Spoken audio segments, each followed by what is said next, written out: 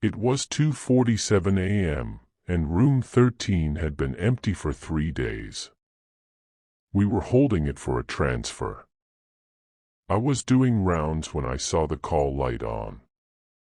Room 13's call light. I opened the door. The bed was made. The light was still on. And it was still warm. Before I tell you what happened next, because it gets worse, a lot worse, you need to understand something about hospitals at night. They're never actually empty. There's always someone on a floor, always a light on somewhere, always a reason for a sound you can't explain. Room 13 was different. And by the end of this shift, 3 other nurses would refuse to ever work that hallway again. I'd been a night shift nurse for 4 years by then.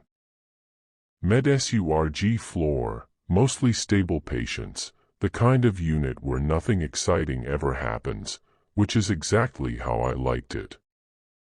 Room 13 had been closed for renovation/holding since Monday. Water damage in the ceiling tile, nothing dramatic. Maintenance had roped it off, and admitting knew not to assign it. As far as the system was concerned, that room didn't exist for another 4 days. So when I walked past it at 2:47 and saw the call light lit above the door, solid red, the kind that means someone's actively pressing the button, my first thought wasn't fear. It was annoyance.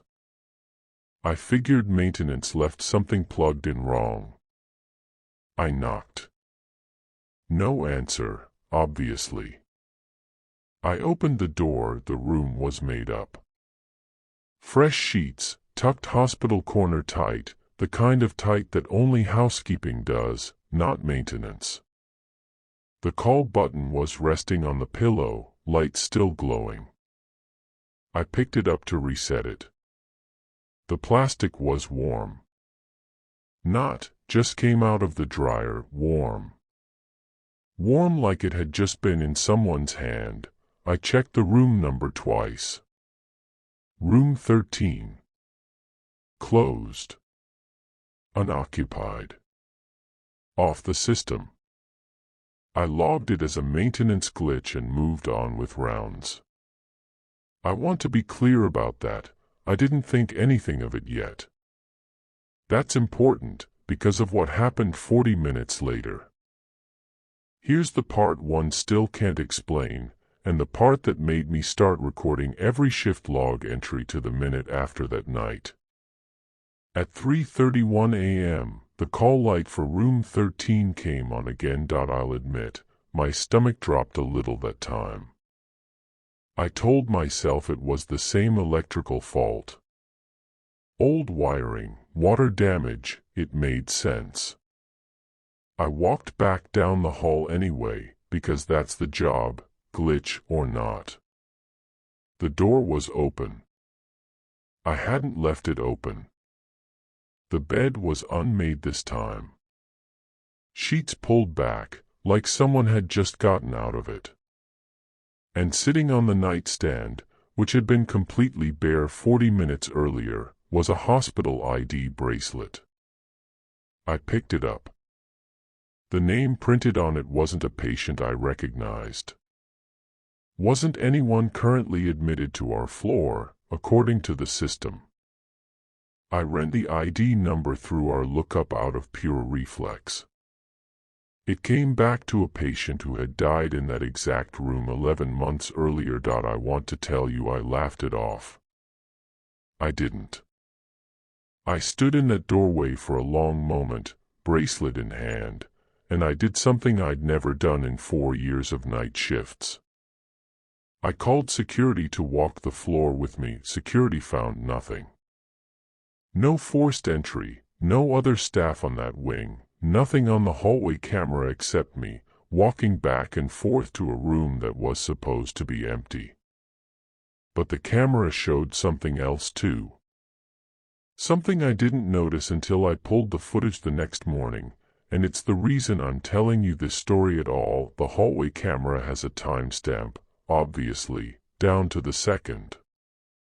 When I watched the footage back, there's a 14-second gap where the timestamp jumps, 3 hours 30 minutes and 58 seconds, then suddenly 3 hours 31 minutes and 12 seconds. Nothing in between. No glitch reported on any other camera that night. Just that one, for that one hallway, for those 14 seconds. 14 seconds is exactly enough time for someone to walk from the nurse's station to room 13's door and back.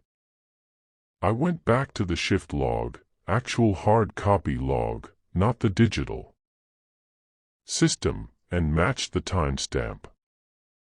3:31 a.m.